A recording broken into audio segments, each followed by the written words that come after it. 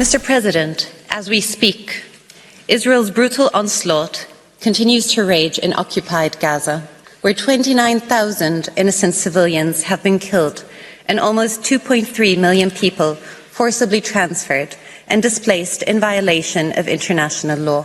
Israel is deliberately and wantonly creating conditions of life that are intended to make life in Gaza impossible, imposing siege and starvation, including by impeding humanitarian access and the distribution of relief through constant obstruction and bombardment. With the impending attack on Rafah, where 1.4 million people have sought refuge, Israel is continuing its policy of mass forcible expulsion of Palestinian civilians, all while the Security Council repeatedly fails to call for a ceasefire in callous disregard for Palestinian life.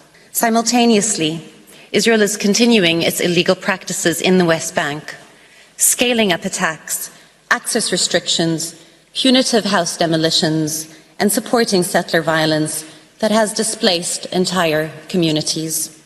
Increased settlement activity continues to erode the basis for a two-state solution, dimming prospects for a lasting peace in the region.